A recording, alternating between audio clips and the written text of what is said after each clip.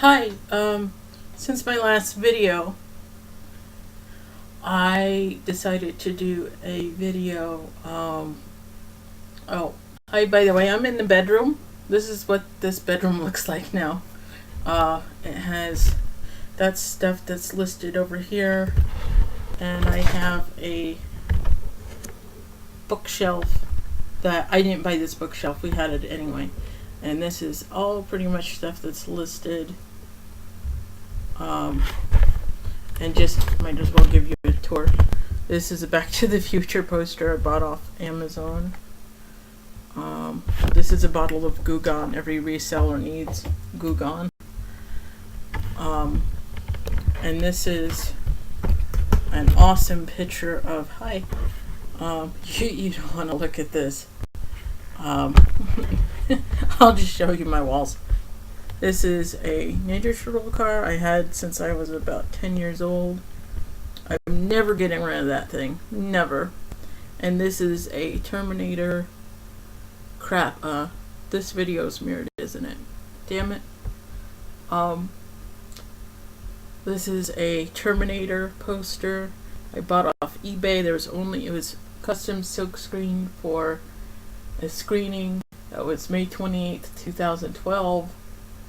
I'm looking at it in Salt Lake City, Utah, and someone made that. There was made 20 of them. There was one that had red, where it's gold, like where he's standing down here, and up here it says Judgment Day. There was one that was red. Excuse me, that was 20 made, and then there was this version. It was a little bit smaller than I thought it was going to be, but other than that, I'm really super happy with it.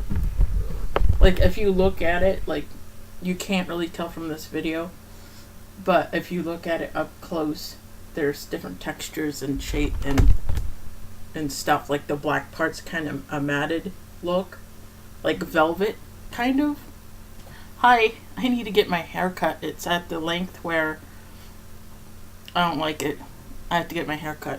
I like it when it's short enough that you don't have to part it. It's just you comb it.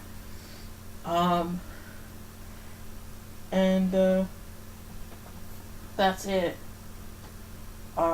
This is one of I was going to show you guys anyway. It's gonna be backwards. I hate it when it's mirrored and it's like backwards in these videos. But yeah, it's like pink. I don't know if you can tell. But I kind of liked it how it was not like a concrete, like a line or something, because, well, my words, like, the words can go over it without it looking bad. But anyway, I got about 100 of these from 123prints.com. Sometimes they have a sale where it's free shipping, and those are great because you get like 100 of them for $4.99. And they're customizable on their website. Sometimes on websites like Shutterfly, I had a promotion where you just pay shipping. But it was like $20, but then you pay shipping or something off Shutterfly. And Shutterfly is awesome, but for me, I couldn't get business cards from them because I don't. The format of how I do my business cards isn't the typical format. And like, here's I'm such a dork. This is blue crab magnets, and it's backwards, so why did I even show you that? But I got magnets from them. They're a great product, or they are great at magnets. But anyway, how I like to do it, I need it to be very customizable, and they were like, put in the information and then we do the rest, and I cannot do that way. 123 Prints is great for that, though. You can't really tell, but it says thank you for your business, because I put these in with the item. Thank you for your business, and then my name on reseller. I used to put online reseller, but I decided that if I hand this to someone, I just wanted to take the online part off of it, like if I handed it to someone in real life. So anyway, and then my PO box, my phone number, my email address, eBay name, and then my eBay name, my Amazon, which my eBay name is. I have an eBay store now, so my next batch I'm going to make. You of course save it on your account. Listen to me stuttering like that. Um, what was I saying? The eBay store. The next batch I do. One of the reasons why I only do 100 is because I'm going to run out of these fast enough that I can make, because I'm going to get bored of this design. I'm going to change it. On your account, you save it. So if you want your next batch to be exactly like this, you can just like click on it and order it, and you don't do anything else. But for me, I'm going to, spend 2 hours of my life looking at designs and then changing it and stuff. But anyway, my next one, I'm going to have my eBay store link. But anyway, and then I have these. This is my old batch, which I really don't like. Like this one, I took off. It just says Amazon.com. This one, it's the whole like www dot and like overlapped. I hate that. And it says online reseller, and my pretty much everything else is the same. Thank you for your business and all that. But yeah, this was a laptop. At that time, I was very tired because I was trying to print business cards myself, and that was really crappy. I actually made some as an emergency stash for if I run out of them before the next batch comes. I have an emergency just in case. They're really crappy quality. These are like glossy and nice and everything. But anyway, I'm rambling too much about that. I I watch videos all the time from other people. It's mostly just like what they found. Like Glendon, he talks about business stuff, which is really nice because he puts you in the right mood or the right train of thought for business stuff. And he gives you a different perspective sometimes on business stuff, and you're like, oh, I didn't think of it that way. And so he's really helpful with that stuff, and I think he's very reassuring, like, you're on the right direction, keep at it type of attitude. And so he's really great. His name is, if you don't watch anybody on YouTube, it's his first, you've heard about it. His name is Glendon 007, and it's just all one word. And he's great. And he tells crazy stories about, he used to do buying storages, and then he would sell them. He would have a store, and he would do garage sales. And there are some people that are they do garage sales professionally. There's only so many times a year you can do a garage sale before you would need a store license. So it's one of those things where you only, it depends on what state you're living in. But let's say it's 5 times, and then you have to have a store license. Then you do it 4 times, But anyway, he would buy storages, and then he would sell the stuff out of them. And sometimes they're like really nice, furniture. Sometimes it's really crappy. It's like really crappy furniture, and you're like, oh, this is going to be horrible. And then you find like a $10,000 ring, in a box, in a keepsake box or something. And it makes the whole thing very worthwhile if you spend like $150 on a storage. But it's not guaranteed, of course. It's totally a gamble, and that's what reselling is. It's a gamble, but this is going to be so... Anyway, this is going to be so rambly. I hope not. I hope that someone that is truly interested in reselling is going to see this and is going to be motivated either way. Someone that's going to say, oh, this is too much work for me, I'm not going to do this. But every business is work. You cannot have a business. Everyone would be doing it if it was legal, and if you don't need to put that much work into it, everyone would be doing it. And nowadays, there's so many people that are reselling, and because people are losing their jobs, the economy is really bad right now, and so people are interested. But then people do it, realize that it's actually a job, and you have to put effort into it, and then they quit. And they quit in like 6 months. And so you basically have to wait for those people to die out. And so you can continue to just do what you're doing.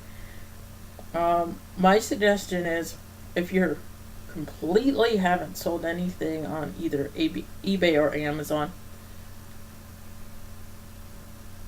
or whatever, because I feel like, people say, oh yeah, you put on eBay. Well, not everything, in my opinion, is for eBay. Like if I have a vintage item, like I have this cup that I bought for 99 cents that's listed right now on eBay. It has the Friends logo. I'm so sorry, everything's backwards. It has a Friends logo on the one side, and it's a fairly big mug. Like, look at this mug. And then it's a Kit Kat logo on the other side. And when you're in, a lot of this video is going to be about finding stuff. That's the main, that's the main thing about picking. That's what they call it, here on, where is this going? YouTube. We have a Goodwill in town, and hopefully, I think it's gonna be the end of next week. I don't even know. He has a doctor's appointment in Tri-Cities, and so they have a Value Village there and another Goodwill, and I'm hoping that, because if there's a really nice part of town, if you live near a thrift store and it's like in a really good area, that stuff's going to be good because the people there are rich and they donate things that are designer brand nice stuff. And so I'm hoping that what they have there is the nice stuff. And I'm not really, my stuff is, I love like mugs and glasses and plates and things like that you find. That I have this up on eBay for $20 and I spent 99 cents on it. I had a feeling that this isn't something you buy at the store. This is something that was a contest, or there's a lot of things that you think about if you're guessing. You could easily look up on your cell phone, look it up on eBay while you're at the store and see. If you have like an unlimited data plan on your phone, you can go on the internet and see how much something's going for. You look at the completed listings on eBay and look. But anyway, this is something that would go on eBay. It says copyright 1996, Warner Brothers. This was from a contest Kit Kat did. You,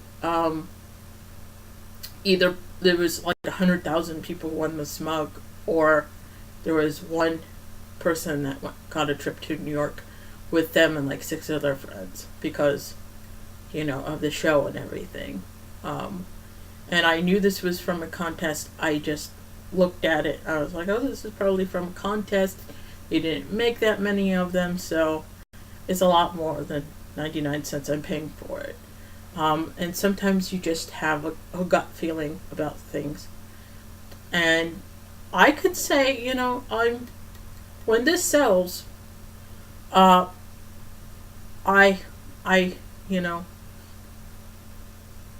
it's better than the value of other things that I've sold, I've sold something for like, the profit is like $6 or $7. And I'm like, oh man, why did I'm never again will I buy that, because I didn't make so much. I'm pretty much guaranteed to make profit off anything. But you want to make enough profit to justify the time spent, and, the time spent listing it, the time spent, I don't want to say finding it because that's the fun part. You enjoy finding things. But the actual, because this will be, I'm not going to take that much time to ship this, and so making, you know, $15 off of it probably after fees and everything. This will be justifiable to me. Um, and So anyway, I wanted to find something else. This also, this is something, this guy on YouTube, his name was a college picker. He's 24 and I'm 31, but I relate to him more. Most of the people on YouTube that show their items say how much they paid for something and then how much they're going to sell it for. And they're honestly bragging in their videos, and I'm trying not to. I'm not doing this to brag. I'm doing this to prove a point. But those videos are good to watch because you learn, like, oh, like this. I didn't know. I wouldn't have looked for. This is listed right now on eBay. Red Majestic brand New York Yankees jersey. I spent $5 on it, and looked at this is extra large Majestic, and that's a good brand for, like, see this patch. This is a patch on here. I spent $5 on it. I have it up for $30. So I wouldn't have looked for that unless he said something. And just because someone says, "Oh yeah, goes for so such and such on eBay," you should really look. Maybe they are a little off, and you should look for your own sake. But yeah, this is like a jersey where it's actually stitched on. Those are the good ones, and it's like generic. It doesn't have a specific name on it. If it's a popular player, then yes, that would be a jersey. But sometimes people, for like a gift, they get their name embroidered on it or something. Even though you can rip those out, you can use a seam ripper and rip it out carefully. But this is, a good bet. These generic like jerseys, and that one sells quite often, so I'll probably sell it pretty quickly. Which is good. And then you put it in an envelope and you send it. Shirts, unless it's very big or weird. Like if it's just a t-shirt, put it in an envelope, send it. It's easy. So if you know designer brands enough that you can buy shirts, buy shoes. I know College Picker, he sells a lot of Air Jordans. If you're in a neighborhood where they donate a lot of Air Jordans, then yeah, buy it for $20, sell it for $150. Even if it's crappy quality, you're still, if it's really like a worn shoe, you're still going to make a significant amount of profit. But yeah, that's one thing I wanted to emphasize in this video, was when you're looking at an item, imagine in your head when you are going to sell the item, how hard will it be to ship it? I sold that Corky doll recently, and it was a labor of love because I love that fucking doll. I really did. And so I sold a glass plate a couple months ago, and I had to give a refund. But that's a long story. And that person yelled at me about shipping. And I don't sell big items that often.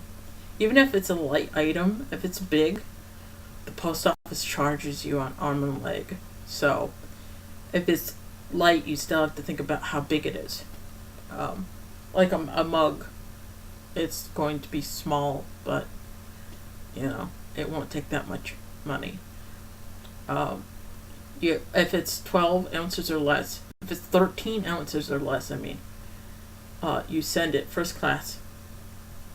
I have a postal scale, it's $35, but someone on eBay and you go through eBay or go through Amazon, and the money directly comes out of your account.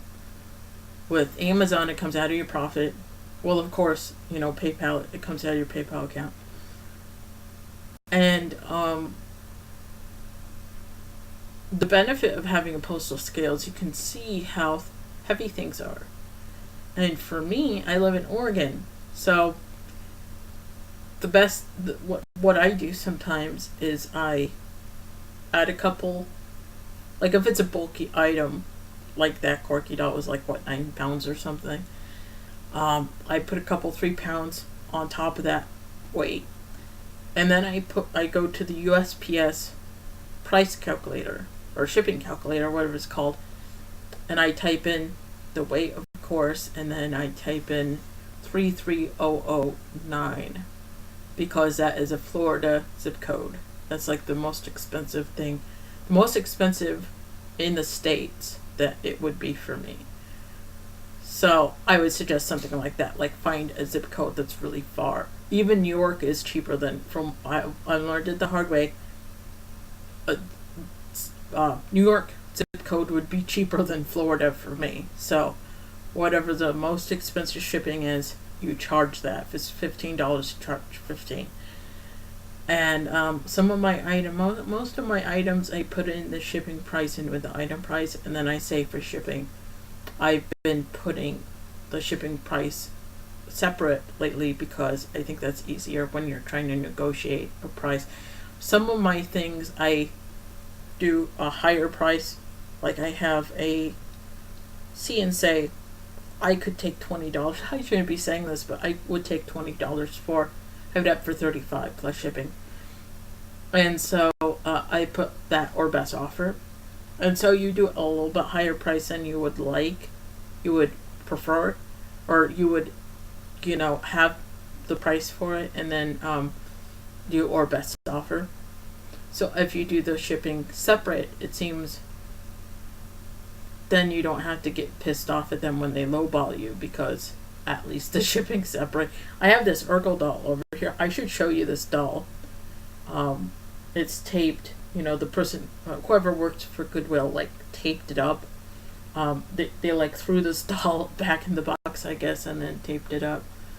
Because it's it was opened at one point and then it was taped again. But that's going to be a pain in the ass to ship. But whatever. Someone lowballed me and asked me, I include the shipping in the item price, and they offered me $5 for it. It would be like $15 to send the thing.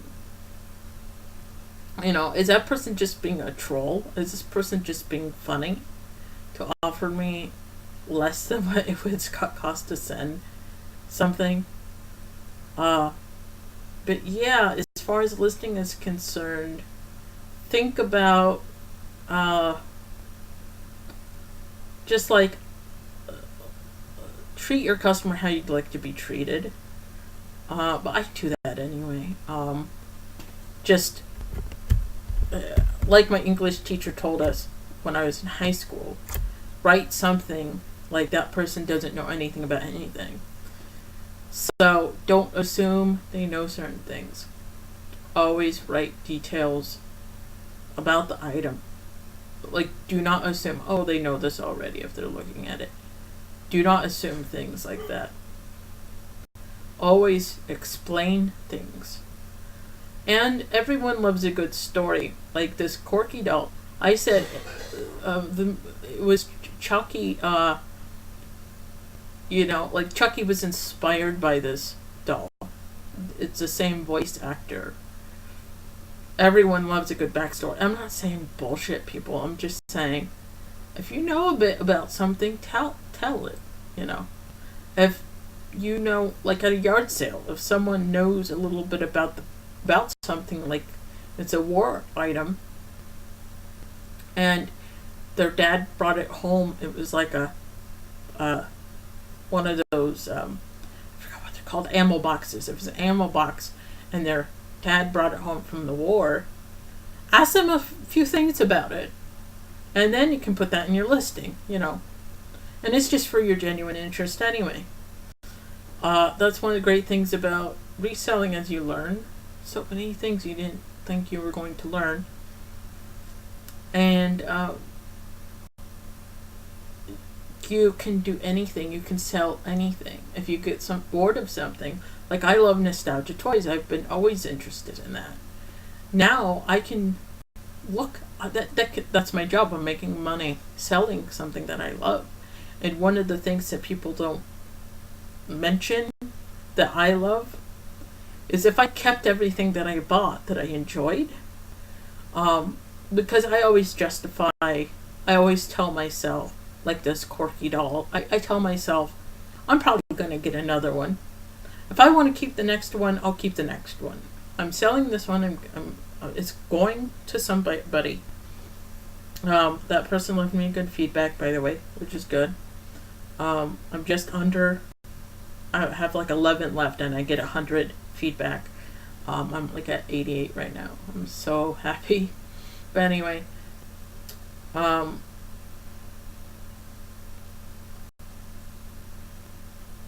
yeah, one of the things is you can buy things that you love. And you can buy things that you love. I was distracted by the Back to the Future. I was like ADD, like, hi. What was I doing? But yeah, that's one of the main benefits people don't mention is you can buy something that you love. And then it doesn't just take up room in your house. Well, it takes up room in your house until you sell it, of course, but it doesn't take up room for years like you're a hoarder. Sure, it's a little bit of hoarding, but it's for a greater good. And it's one of those things where like at one time you can say you owned something. Like that's one of my favorite things about it. I bought and sold last year the real Ghostbusters, you know, the Ghostbusters cartoon. I bought one the lunchbox at Goodwill for $2 or $1.99. Sold it for $10. Yeah, that's not that much profit. But I bought it because I loved the thing. And now I can say at one time I did buy and take home the real Ghostbusters lunchbox. I tried to find the thermos for it. It would have doubled its money if I had the thermos. Actually, someone asked me, they were this close to buying it. And they said, oh, by the way, does it have the thermos? I said, no. And they just stopped emailing me. Oh, man. I think it kind of irritated me because I think it was perfectly obvious it didn't have the thermos for it. Like, they could have figured that out on their own. I did not take a picture of the thermos. I said it was a thermos brand lunchbox. Maybe that's what screwed them up. But you have to take in consideration that some people are a little dim, and you have to watch your ass for those people. And just shipping, like you have to ship things really well. You have to take extra time to ship something because taking extra 15-20 minutes to ship something is a lot better than dealing with a refund because it was damaged in the mail. So yeah, that's what I think about shipping. How I ship glasses. Some people are really scared of fragile things in the mail. They absolutely refuse to send fragile things. I've never had a fragile thing break. I'm dealing with something right now, but insurance is on it, so I'm crossing my fingers that the insurance pays for it. But that wasn't something that's fragile necessarily.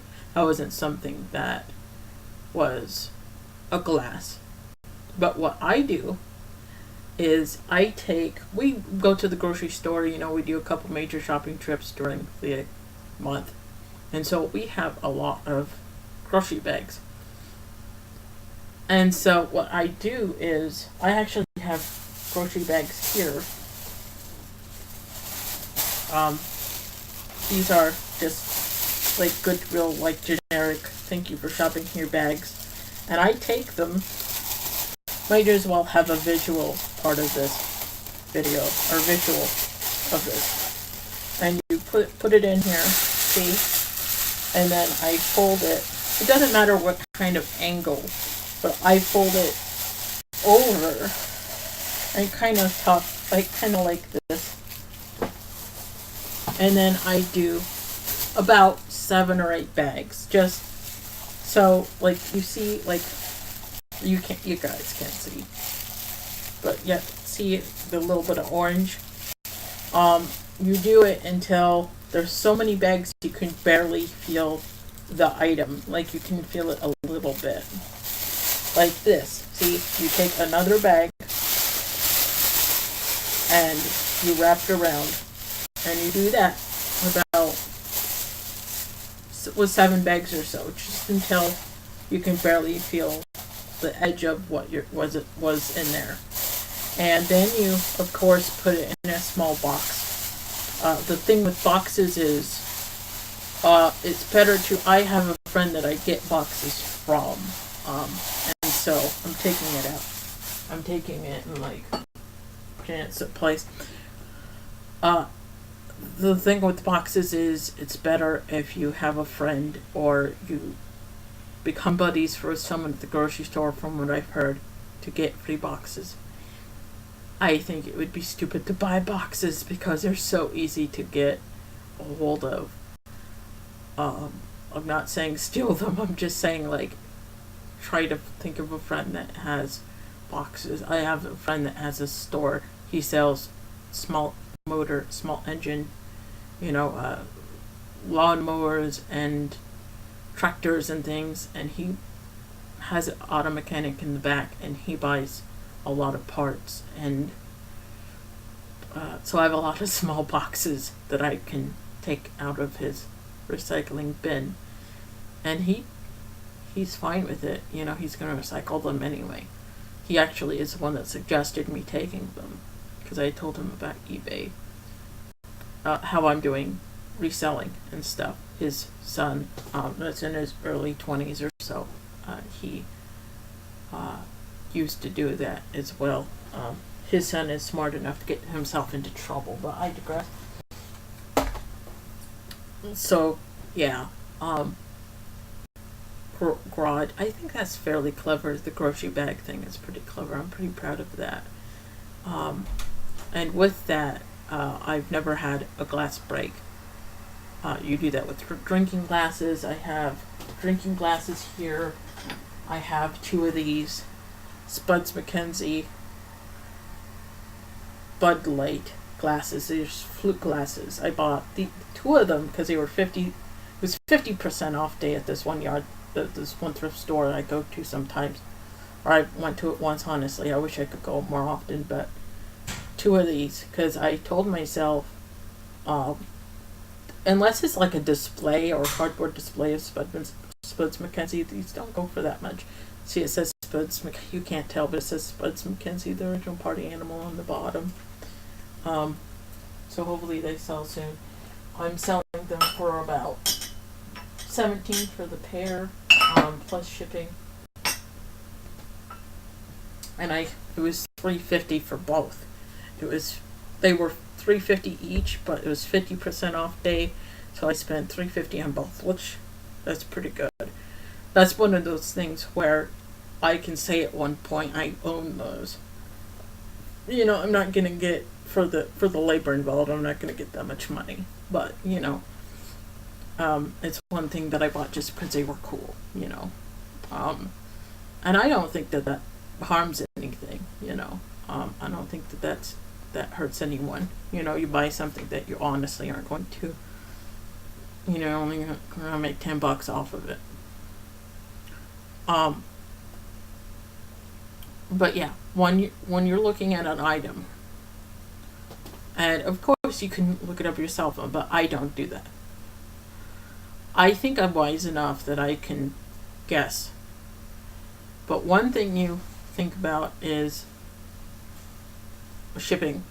If it's going to be a pain in the ass to ship, you don't want to deal with that if it's not that much money.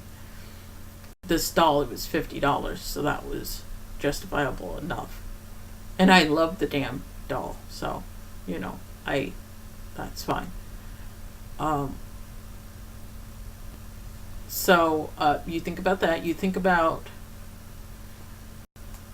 um, just how many, like hypothetically, like you're looking at something, and you think, because there's some items, you know, like Beanie Babies aren't worth anything nowadays. Um, Tickle Me Elmos are worth some money, but you know those items that everyone and their dog had one at one point, like the singing Billy fish and the 3D paintings and the gimmicky fad things. Um, it depends on what item it is.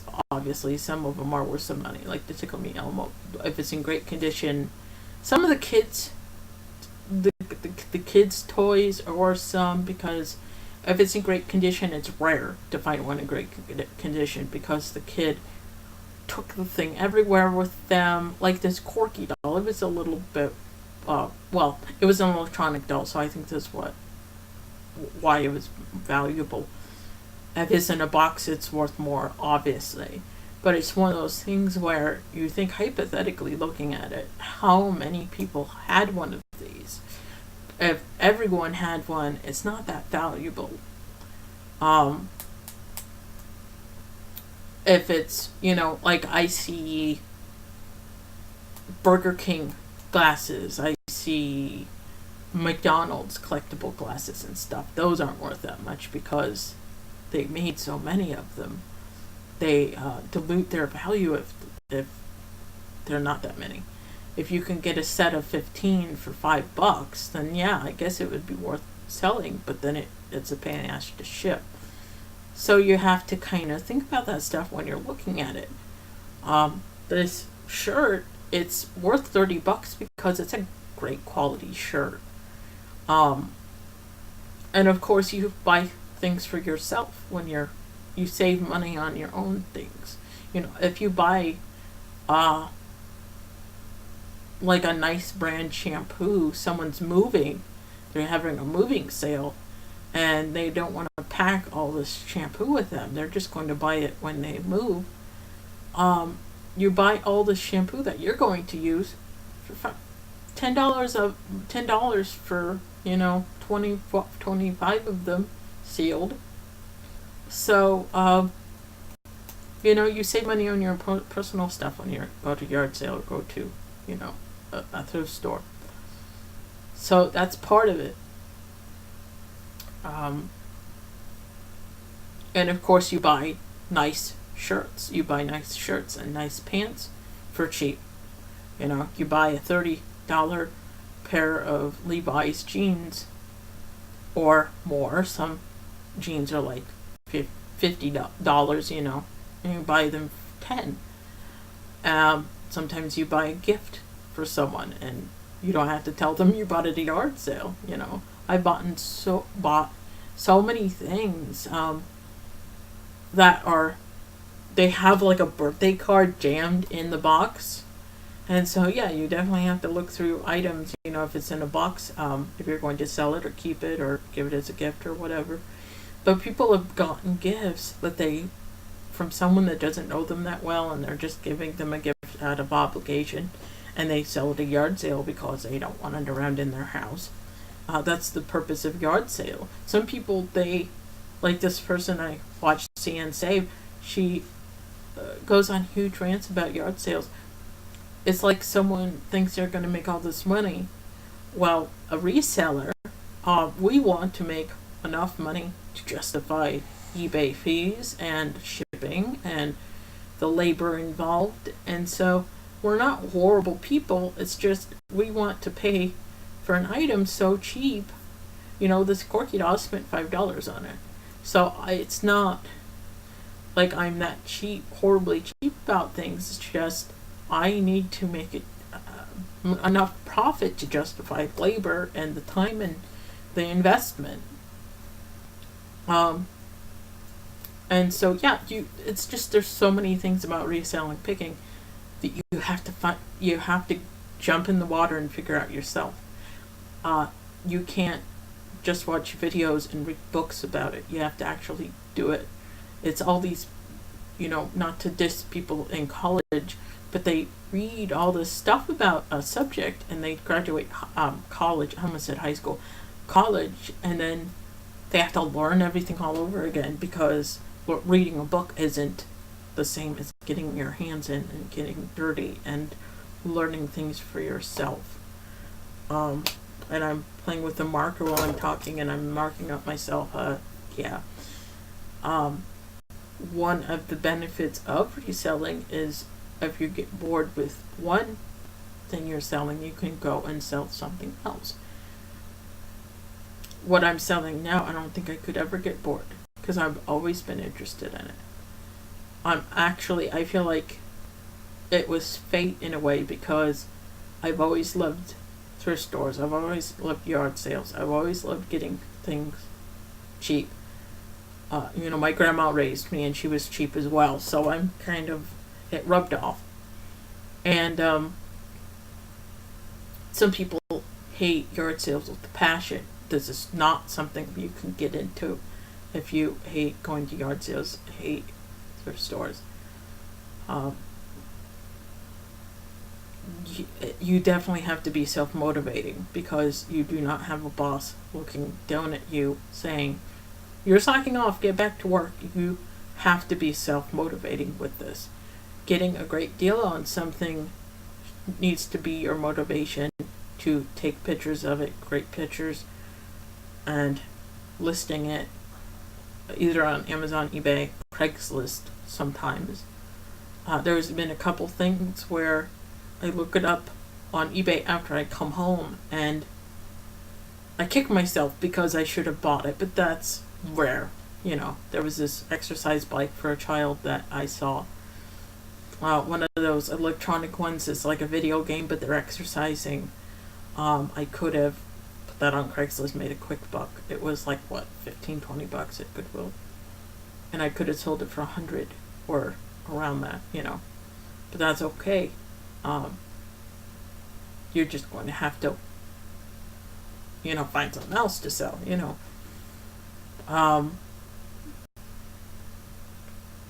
But yeah, I can understand people getting burnout. It's a really hard business. You have to love it. It has to be like in your top 5 things you love in the whole world in order to continue and not get too burnt out on it. I think the best thing to do is to sell things around the house. Everyone has things around the house. A video game that you don't play anymore, a camera that's a little obsolete and you upgraded since then, books. There's so many things around the house people have that you wouldn't mind selling. And so I suggest starting with that. That's what I did. We had books that were like the first edition from the 70s that Harry bought, when he was younger. Every week he would go and he would buy a pocket little paperback book that was sci-fi, and I listed those on Amazon. Amazon is great for, this is the pros and cons. This is such a long video already, but the pros and cons about Amazon is it's a lot easier to list things on Amazon. It's a lot easier. After you set up an initial selling account, you give them the social security number, you give them the bank account information. You have to do the same thing with eBay, of course. Any legitimate website that you're making money from, you have to sacrifice your social. I'm sorry, you just do. It's because if you make a certain amount of money, they have to tell the government that you made this much money. It's a tax thing to cover their butt. But anyway,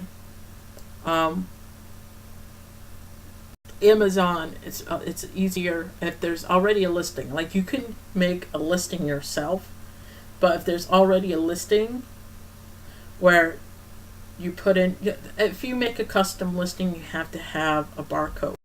You can actually buy barcode generator software, which is a totally different subject. I don't have it, but I researched it a little bit.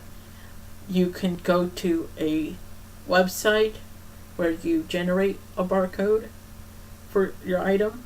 Like if you made it yourself, like it's a painting, you generate a barcode for it, you put it on the back like a little sticker, and when someone scans it, the information pops up. Anyway, if you make it yourself, like a painting, I'm getting someplace. Then you can put it up on Amazon. They really require a barcode on things. And so, actually, I think Amazon is better for certain things like books. This is what I have on Amazon. Current books. I've heard like eBay is really good for vintage. It's really, really old books, like from the 18th century. If you have like a cookbook from like 1820 or something just really, really old, eBay is better for that, from what I've heard. I buy like a box of. I have a box from last summer of children's books. I spent like 3 days listing books. I have a ton of children's books I bought for $5 for all. And within like the first book I sold, I made my profit. Like I made $5 back the first book. So everything else is just profit. But yeah, I have all these books listed on Amazon. Some of those I had to make a custom listing because it wasn't on there. But that's okay. You don't have to do that often. But with Amazon, if there's already a listing, you just have to put like, there's a drop down menu saying new, like new, good, very good, fair, and poor, something like that. You choose the condition. There's a little thing to describe its condition. Like let's say it's a library book. You say library book quality. There's a tear in the cover. Whatever kind of, if it's excellent quality, just say like new condition, it's excellent quality. Maybe someone wrote their name in the cover. You do not want to gloss over, because now you're thinking, if you never dealt with this before, you're thinking you don't want to put the damage details in there. You want someone to buy the thing. You have to think about it this way. That's the wrong way to think about it, son. This is the way to think about it. The person gets it, notices that you did not mention something, and they'll want a refund. So being honest and saying someone wrote their name in it, and then there's a tear, and all those details, it actually saves us a strain of doing a refund, because a refund, you're going to have to pay for shipping back, and you're going to go in the red in the item, and so you want to avoid refunds like the plague. But anyway, you say like the description, how much you want for it, and then there's this thing at the bottom, with all these check boxes, like what countries, are you willing to do overnight shipping? Are you willing to do rush shipping? And you have to this is like 5 minutes. Like I'm acting like it takes forever. It's like less than 5 minutes and it's listed. Compared to eBay, it's really fast. I have a Ralphie, bobblehead doll in there I bought for $2.50, and I had it up there for $11.95. I thought it was going to be more than that because it's a NECA figure. It's $11.95 plus shipping. The deal with eBay is the deal with Amazon as far as fees is it's $99. Well, you pay $39.99 a month which is a pro merchant account. You have other benefits. You do have benefits with that account that not with the other. I have the 99 cents per item because I don't sell that many things on Amazon right now. If I sold over $40 or 40 items a month, then yes, I would pay the $39.99 a month. It's $39.99 a month, and then you don't pay the 99 cents a fee or an item. You pay 99 cents, and it's like, what, 13% per item plus 99 cents. But anyway, current books I sell on Amazon. Sealed items, like I have computer stuff that Harry didn't, he bought it and then he decided he didn't want it anymore. Video games, I put video games on there. If I bought like a regular Nintendo like lot, I bought an NES lot like at a yard sale and wanted to resell it, I would probably put it on eBay, but I sell more like the current video game, not that many, but the current video games on there. And sealed items, current items. I have a lot of like vintage stuff. If it's vintage, it's going on eBay. But I've had things on Amazon. I have switched to eBay. I've had things on eBay and switched to Amazon. I do that every once in a while. But yeah, it's like mostly books. If you had a CD, you would put it on Amazon. And I've actually have a couple records on there. I bought a bunch of records at a estate sale, which I'm kind of regretting now because most of them are, unless it's like a really rare item, if it's a really rare record, either an import or sometimes people would print records like 1,500 records because they were just starting out, and then they became famous afterwards. Those records are valuable because there wasn't that many made. Those are valuable. If it's just a run-in-the-mill record, it's not worth that much, from what I'm learning. But I did not buy that many. I bought like 15 records. So, it's cool. Don't worry about Jody. She's doing just fine. And so, yeah. But yeah, Amazon's great for that stuff. And then, of course, eBay, I have vintage computer stuff, really old, obsolete computer stuff that Harry has. He sold computers for years. And so now, I have stuff that I'm getting rid of slowly for that. And of course, nostalgic toys, nostalgic items, shirts. I can't list shirts on Amazon. That's part of the Pro Merchant account. And I don't buy that many shirts anyway. I'm not good at spotting, unless it's obvious, like Nike or something. I'm not obvious at spotting designer brands. I was lucky on this jersey because I remembered Majestic for some reason, but I'm not good at designer brands. I can't see like a silk tie and say, oh, that's $100 tie. I'm buying it. I have no idea. If that's your thing, go ahead. I have no idea. Tie is a tie, I can obviously tell the quality, but there's a difference between a very expensive tie and one you can buy at JCPenney's for, $15-20. But the JCPenney's brand, they try to make it sound like a designer label tie by putting a designer label brand name on it, and someone like me would be easily fooled because I'm like, oh, that sounds like, a French word. That sounds like an expensive tie, and then I would come home with it and it would only be worth $20. So, anyway.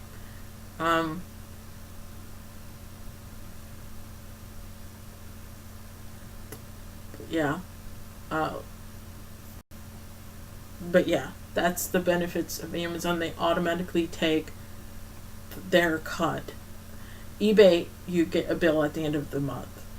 Amazon, they automatically take their cut, and then about 10 days later or so, you get paid. They have this buffer time. That's a downside of Amazon. You don't get paid right away. But actually, in a way, it is a benefit because if someone wants a refund, it's not that much of a pain in the butt because you have the money in your account, and you didn't spend it on something right away and then have to find the money somewhere, in your budget somewhere. And so, yeah, they have this buffer time just in case the person gets the item and they want a refund. They charge you a couple dollars on Amazon, and then you say, okay, send them a label, and then they send them a label, and it's like a sticker. Like you take the back off of it and slap it on the box and send it back. If you've ever dealt with Amazon, you know that. But they charge if you bought something from someone outside of Amazon, they charge a couple dollars for that service, for them to send the label to the customer, and then the customer sends the package to you. And then after you get the item, you fill in a form saying, okay, I got the item, this is how much they're getting back, and you deal with it. I've only dealt with a couple refunds on Amazon. They notice things more than eBay does. They track how fast you send items. If you're a power seller on eBay, you have to send items right away. Like that day, you have to send it, from what I've heard. But on Amazon, they track like your average on how quick you send things, how many refunds you have. If you have like even and it's a catch of using Amazon in the way that if you have like 4,000 items on there, they don't even see how many items you have. They don't compare it to how many items you have. But if you sold like 300 items that month, and you dealt with 20 refunds, they just see how many refunds you dealt with. They don't see how many you sold. And there's a chance that your account gets suspended because of how many refunds you've had to deal with. They think that you're scamming people because of how many refunds you have had to give. And so I do like Amazon, though. They're more straightforward. I get an email saying something sold. eBay is more like a yard sale in the way that you have a little bit of conversation with someone before you sell it to them. They want to know that they want to have you earn their trust a little more. Like this person I watched San Save said on Brent's show, O Unit Production, she said eBay people like to be coddled, which I totally relate to that, because yes, they do. I have actually had conversations with people on Amazon before, for the record, but people on eBay definitely like to want a personal level as far as doing things. They don't want straightforward just buying something like Amazon is. But yeah, hopefully me putting a business card in with my item is kind of a personal thing. I put it in with every item, but I digress. Excuse me. But yeah, eBay, you just, if there's something that's damaged, if there's a crack in something, if there's a ding in something, specifically take a picture of it. Don't just describe it. Take a picture of it. If it's something that I had this great Coleman Nickelodeon cooler, it was like a rich kid's lunchbox. It was like a really fancy lunchbox I bought years ago just because I liked the thing. And then I decided to list it. If I found another one, I would totally buy it because I made some profit. I made like $25 or so off of it. And so, it wasn't that hard to ship, etc. Something that's hard plastic like that, you don't need that much padding because it's not going to break. You don't have to worry about it breaking as much as glass. But anyway, this Coleman cooler, it was kind of dingy looking. That was the first thing I ever used a magic eraser on. A reseller's friend, Gugon, which is this. That's for if you have a label on something. If it was a video game that was the Blockbuster Video was selling it or renting it out, so they had a Blockbuster logo on it. Any price tag, and it has like residue on it. The best thing to do, because this is some strong stuff, so the best thing to do is to put it on I might do a video doing this one day, showing how to fix things up. But anyway, the best thing to do is to take toilet paper or a paper towel or something and squirt it on the paper towel, so it's not so um, it might remove more than you want it to, type of thing. Uh, but yeah, that was the first thing I ever used magic eraser on. It was this really dingy um, white plastic. You know, the lid was white and the handle was white. The inside was white, and there was a little bit of like food stains in it I couldn't remove, but I just took, a paper towel and I put, or paper towel, what am I talking about? A magic eraser. I made the magic eraser a little wet and I wiped it down. And you do not want to use a magic eraser, from what I hear, it's like sandpaper. So you do not want to use it on a decal because it will remove it. Anything that can be removed off of the item, you do not want to remove that, as well as whatever mark. It removes Sharpie. I have 2 CD. I sold one, but I have 2 CD drives that I got from my friend. The one that gives me the boxes. Anyway, he gave to us for free. He didn't want them anymore. And they still work. And they're 7-disc CD changer that you connect it to your computer. They're a little obsolete, but that's okay. And he labeled them with Sharpie. Well, I took the magic eraser, and it takes a little bit of elbow grease. That might be something that when you're looking at something, thinking about buying it, you might think about, well, it'll take me 20-30 minutes to clean it up, and I don't really want to do that. It actually does sell the item better.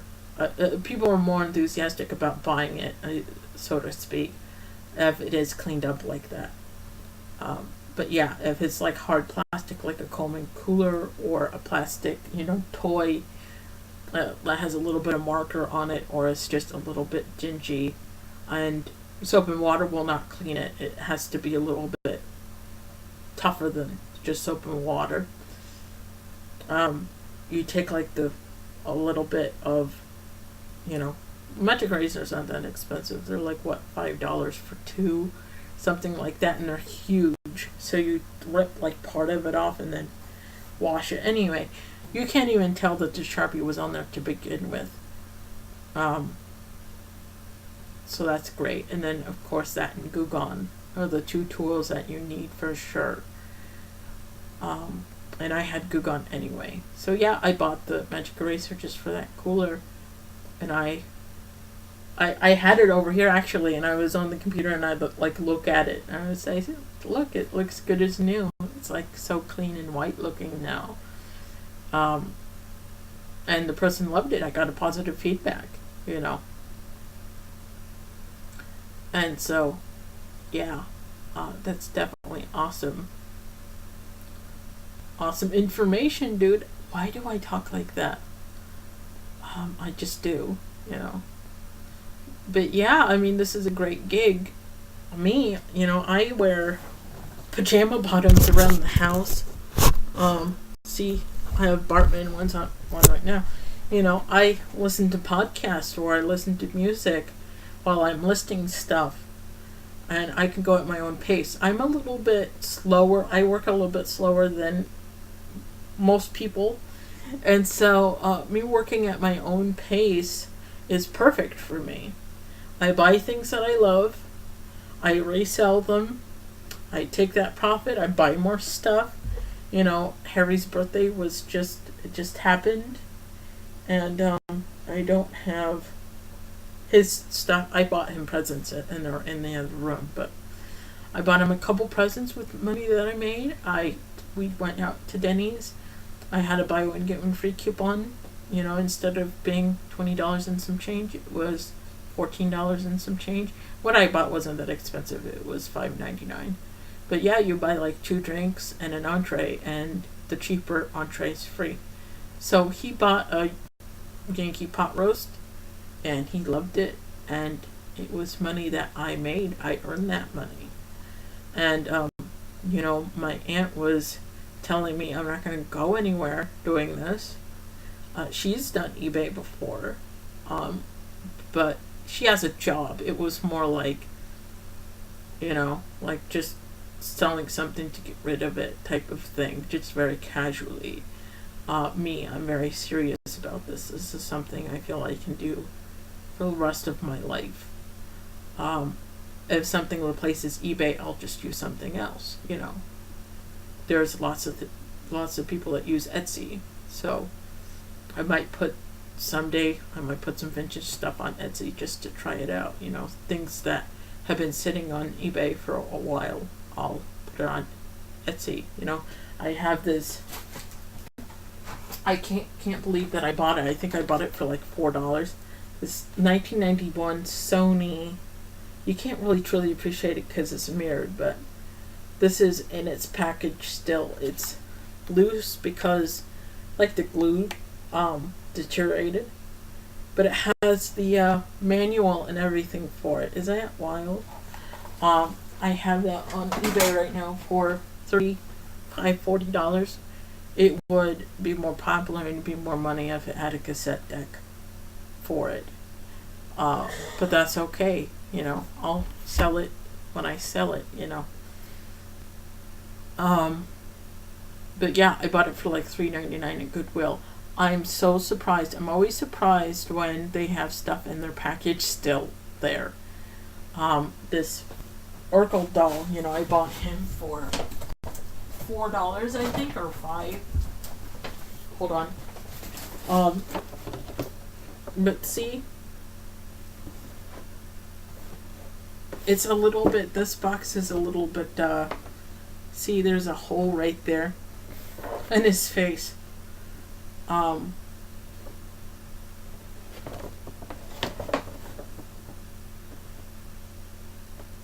But yeah, isn't that awesome? It was in its original box. Is that amazing? I bought it for $4. I have it up on eBay, like $75 free shipping or best offer. And it fluctuates. Like I get so many views on it, but there's like no watchers, and then it goes up to 5, and then it goes up to 0. It goes down to like 1, and it's like the watchers go up and down. I'll eventually sell the thing, but I think it's discouraging because the box is so beat up. That kind of discourages people. I would love to get a Beetlejuice one. It would be really hard for me to part with it. I got a Beetlejuice doll in the box. It was like a pull string toy. This is a really garbly toy.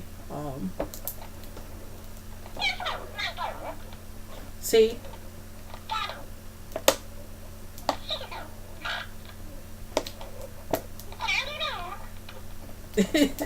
It does not work that well anymore. This person probably loved it. See? It has the little, and and it's like if you hold it, usually on these toys, if you don't just let it go, if you kind of hold it a little bit, it's clearer.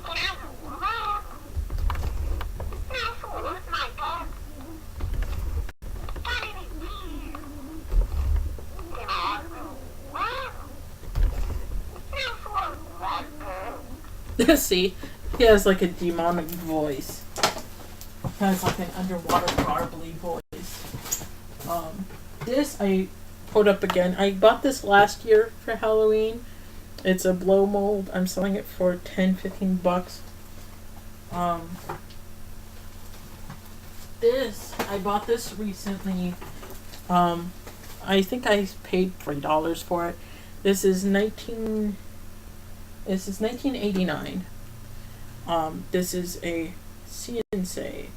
I cleaned it up a little bit. Right here it was dirty.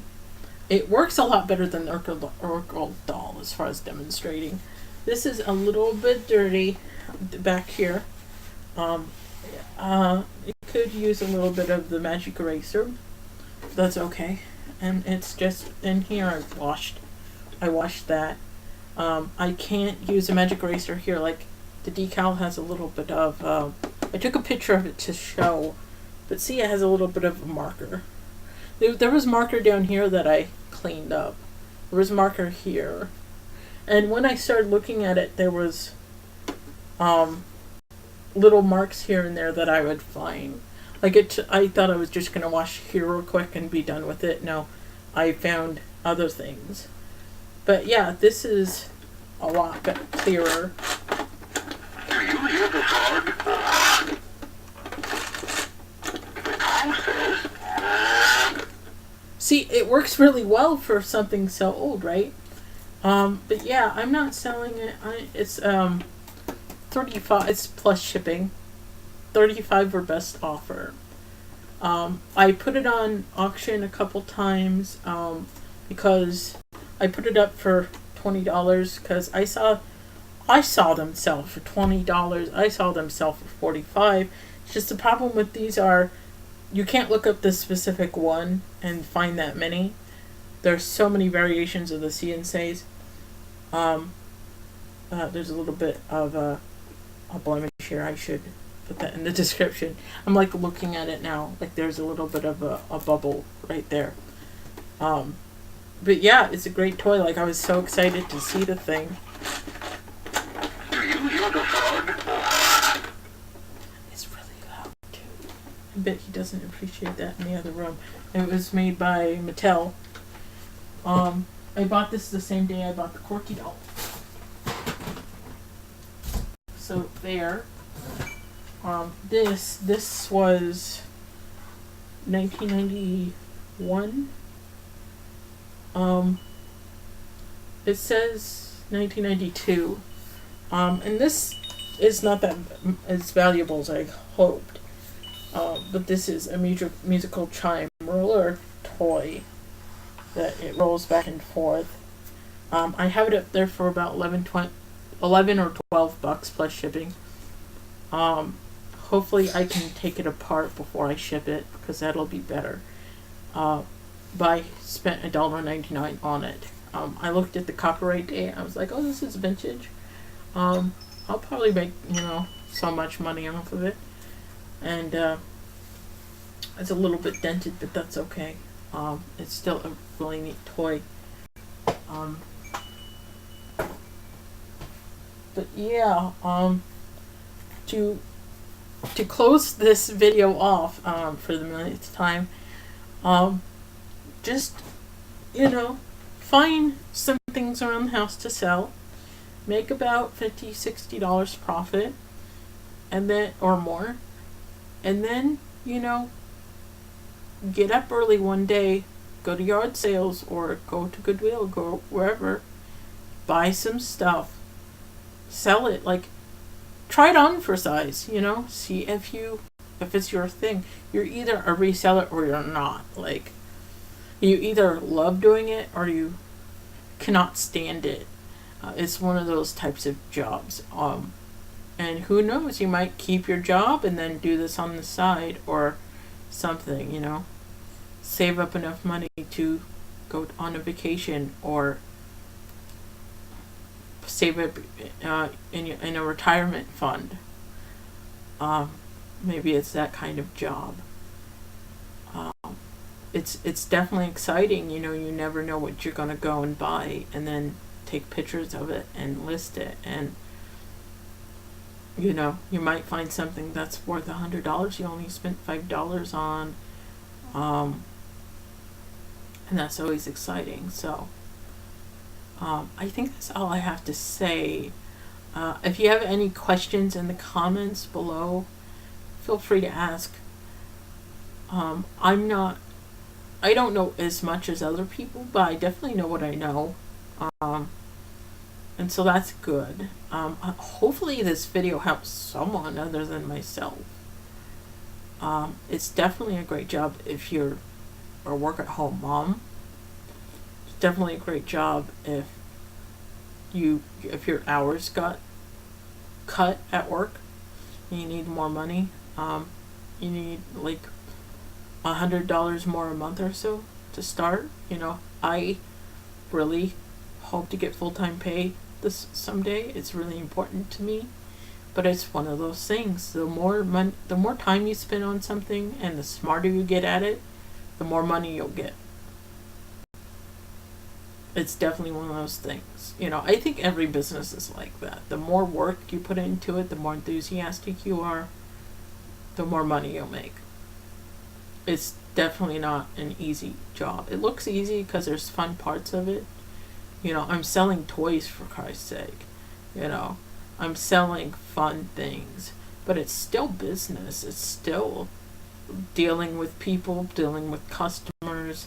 Maybe you'll get an angry customer. It's not your fault, but they think it's your fault. They take everything personally, so they're like horrible people. They're horrible, crazy ass people. You might find something that is valuable, but it's boring to sell. But you are selling it because it makes you money. You might have a slump like that you're getting into. I know I have things out of storage I'm selling that I'm totally not interested in.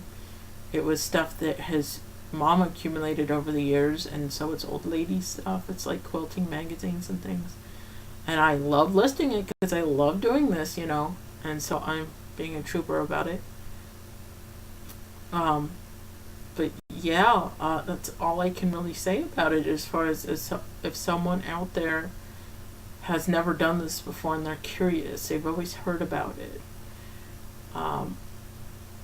There are lots of people on YouTube that have more information about certain things than I do. There's definitely pickers, resellers out there. Bonafide Hustler, O Unit Productions, College Picker, CN Save, The Paper Castle, Glendon 007. There's so many people. And they emotionally, pump you up so you want to go out and do it yourself. And you learn certain things. You're like, wow, I would have never thought to buy that. But like I said before, you should look it up yourself and see what the prices are and not just take their word for it. You should actually look it up in the completed listing, see how often something sells. If it sells for $100, but very rarely, it might not be worth buying to resell. It depends on how cheap you bought it for and how much room you have. But if it sells all the time, like I would rather sell 5 things for $20 an item and sell them all in 1 week rather than sell something for $100 and it took 6 months to sell it. That's definitely something you need to think about. But yeah, it's a blast. It's really fun, but there's downsides, like everything in life. But yeah, you have to work your ass off doing it. But if it's fulfilling to you and you see progress, if I get a positive feedback like this guy that bought this corky doll, I was kind of worried about it in shipping. Because I went through the global shipping program eBay has, and I was kind of worried about it. Because I saw they had a horror story about it. They got something horribly damaged through the mail, 2 things in the mail. And so I was a little worried, and I got a positive feedback. So I was actually really happy. Like, I hope he loves it just as much as I did, So, yeah, I think that's all I got to say for now. I had so many things in my head. Like, I had a list of things in my head. Like, I really wanted to do this videos. A lot of it's for me and not for other people. Obviously, there's so many people on YouTube that talks about it, so you don't need to hear me talk about it. I went into it thinking people that have never done it, but maybe you've heard about it, might be, watching this. Maybe someone did it a little bit casually and they're thinking about doing it for a living. But yeah, I mean, you might every once in a while go to a couple yard sales and get something that's worth selling, and not ever do it more hardcore than that. I have to do this. I tell myself I have to do this. I cannot quit, because one of my first times that I screwed up on a sale, I wanted to quit, of course, because it's just natural you fuck up at something and you want to quit. And I had books to list on Amazon, and I turned on the radio and I started listings, and I told myself the bad consequences of me quitting outweighs the good consequences of me keeping at it. Does that make any sense? Like, I need to make this money. Like, I cannot quit this. I need the money.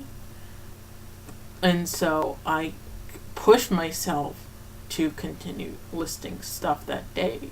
And I tell myself now, it's like if I had a regular job, I would tell myself I need to pay the rent, so I have to do this. It's one of those adult instincts. It's one of those adult feelings where you don't want to do something, but you need to pay the rent, so you do it. And I push myself to think that way, and it's actually, that's huge. That's a huge breakthrough for me. But yeah, I just had the self-discipline, and I do that now. I mean, now I'm a lot different than I was a year and a half ago. I feel like reselling is a part of who I am. When you think of Jody, you think of me reselling stuff. You ask me, oh, do you have this? And I say, no, I don't. Like, I'm getting into shot glasses now. My friend, he said he collects shot glasses, and someone can ask me to find something for them specifically, but I'll buy it if I think I can list it and sell it to someone else. But I bought this cool, the tissue paper is still in it, because I don't know, I'm just keeping it in there. But it's this cool, like, it says, you can't read it, but it says Nevada about kicking problem solver. And on eBay, there's lots of them that have different states, from what I've learned. But this was like 99 cents or something. And it says, fill to level and fashionable adult beverage. Repeat dosage is necessary. And it's like boss, spouse, job, and it's like all these things, and you like fill it up. It's a novelty shot glass. And so yeah, people can specifically ask me if I have things. There's these 2 tequila shot glasses I'm selling. They're very good quality, and they're mirrored. God damn it. Tequila El Jambor. And they're really cool. I bought these for like 99 cents at Goodwill. But they're obviously from, like, I just have a feeling someone went to Mexico and bought these on their trip and donated them, because they look like the same person bought both of them. And then I paid 99 cents for this one. This is El Cabos Camboria. It's a tequila shot glass. So that's cool. And so I'm getting into shot glasses now. But yeah, I asked my friend, and he said, no, I don't want those, or whatever. But I don't feel I'm stuck with them, because I'm selling them to someone else, And I'm getting into shot glasses now. That's a natural transition, because I sell glasses and mugs all the time. But yeah, it's definitely something that suits me. It's something that I feel I can do, which is, I don't think I can do a lot of jobs, because there's just, I'm very quirky, and I have a lot of idiosyncrasies. And so this suits me as better than a lot of jobs. And I just feel like it's part of who I am now. I can't imagine my life not doing it. I can't imagine, me not wanting to do it one day and wanting to do something else. That's perfectly fine, of course, but I cannot see myself not doing something, or doing something else with my life. That's why I want to make, full-time money doing it, because it's something that I can make a living doing. And so I want to, I want to put in the work. It's not because the reason why I want to do it is not because it's an easy job. It's because I love doing it. I love finding things. I don't know what I'm going to find. It's always a surprise. It's something new every day. I learn something new every day about it. I don't know what I'm going to sell today. I might sell nothing. I might sell 5 things. I have no idea from day to day. And, I get so happy when I sell something. I get it ready to ship. And it gives me so much pleasure. It's so fulfilling. When I know a customer is happy with their product, that makes me really happy. It makes me really happy. If someone collects something specific, like this Friends mug that I've told you about a million times, who knows, maybe someone that collects Friends stuff or TV stuff in general might buy it. And they might tell me, or their account might tell me somehow. It might be like friendsfanforlife.com buys it. You don't know. And that will make me happy that this is going to sound so stupid, but if I know they would buy it from someone else, but I don't know, I just feel like I made a difference in the world because they bought this item from me specifically. They bought this. Like, if I didn't go to Goodwill, buy it, list it, and then them buying it, they wouldn't buy it, Like, I made that a difference in their life somehow, in a weird way. Maybe I buy something that's surprisingly rare, and this person, they have been waiting, like refreshing eBay every day, looking for that specific item.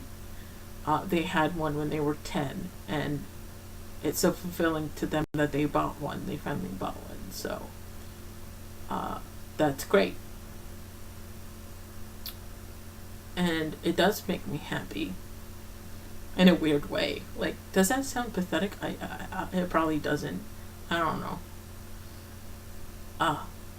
But yeah, if you're a dork like I am and you love buying things that are, if you're in a specific niche like I am, because it's really like you need to get into a niche market to make any money. You need to corner a certain market. So when someone thinks of a specific item, they think of you as well, and then you make money. And I don't have a customer base yet, unfortunately. When I sell something, it's completely random. I don't think I've ever sold 2 items to the same person. Well, I have, but it's not like 6 months later they bought another thing from me because they remembered how great of a job I did. It wasn't like that. It was just either in a lot, of course, but it was like I had these plates I was selling on Amazon, and someone bought 2 of them because it was a gift for their friend. They wanted 2. So anyway, but yeah, I mean, the only thing I can say is just try it. Just see if you like it, and buy something that's kind of fun and quirky and cheap, and then come home and list it and see if it's too much work. If you think you'll burn out on it, then don't do it. Who am I to tell you what to do? If you want me to do videos, I'm really reluctant to do. If anyone's still watching this, I don't really want to do haul videos because so many people do them.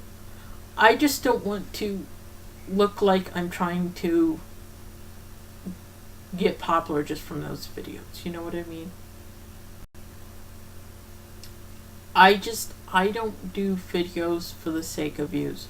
I do them because I want to. And I'm not going to do them just to become popular with a certain market. I'm going to only do them if I get some joy out of them. If you would love to see me saying, hey, I went to yard sales today, this is what I got. I went to thrift stores today, this is what I got. I can do those videos every once in a while, but we'll see. I'm just throwing that out there. If you would love to see a haul video sometimes, and of course I'm listing these items, so if you want to buy them from me, of course, you can email me and it'll go straight through my PayPal account. So anyway, I guess I can wrap it up now. I'm just repeating myself. So anyway, God, I hope you're all are well. Whoever's watching this, I hope you're well.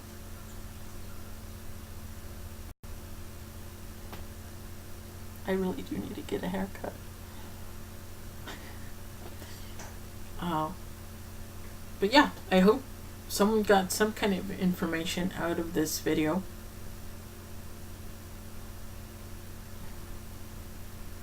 And if you have any questions, feel free to ask. I'll answer as best as I can. And I think that's it.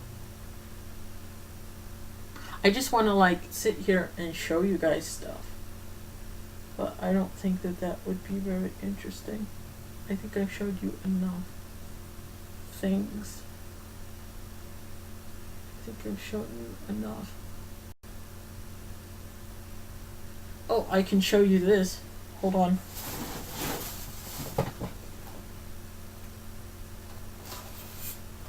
This is the Ralph. It's all mirrored. God damn it! It's a Christmas Story Ralph bobblehead. I got him for $1.50, or it was $2.50. It was 50% off day. The box is a little beat up, but he has like 2 tiny chips on his face, one on his cheek, one on his nose. But other than that, he's in great condition. Oh man, the glare. I was so surprised when I saw him. The hilarious thing about Goodwill,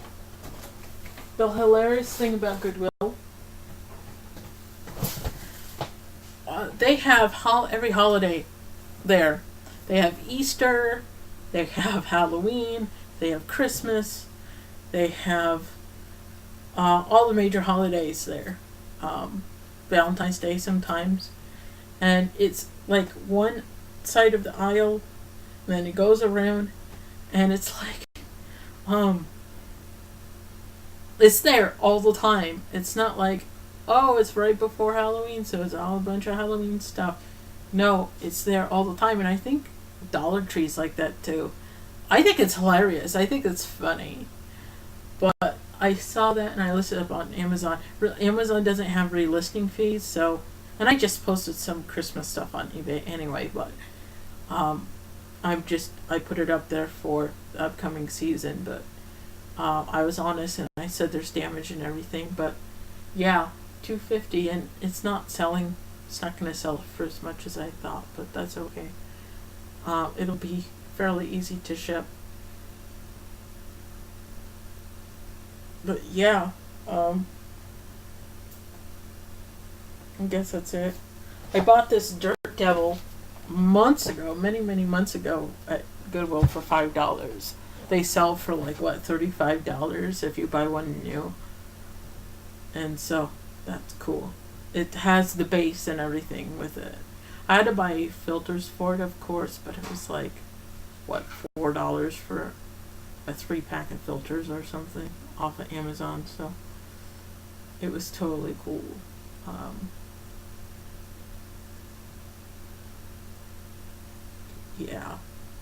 I think I'm done. I think I'm just rambling about nonsense right now. But yeah, cool.